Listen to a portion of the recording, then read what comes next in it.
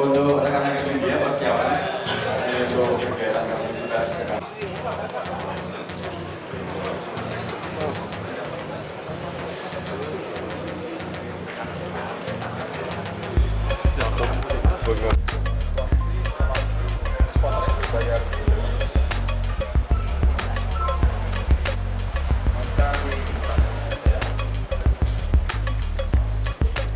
Cilacap dengan metode scientific crime investigation yang kita punyai, Inavis Lab 4 kita gunakan, metode scientific pretrial kita laksanakan, kemudian kita kembangkan pada tanggal 30.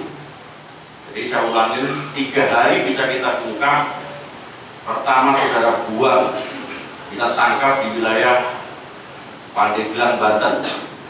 Kemudian kita kembangkan lagi tanggal 1 hari berikutnya kita tangkap saudara Sugiono dan Iwan di daerah Oku. Jadi masuk Palembang, perbatasan Lampung. TKP sudah kita dilaporkan terkait dengan alur pada itu korban maupun sudah pernah melakukan kejahatan ini berapa kali? Oh ya, sampai ke skala, oke Pak. Wassalamualaikum warahmatullahi wabarakatuh.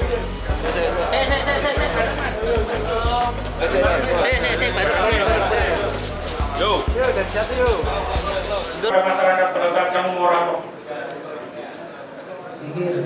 Mikir. Amin. Dengan mengacungkan senjata atau nembak ke atas? Ngacungkan senjata.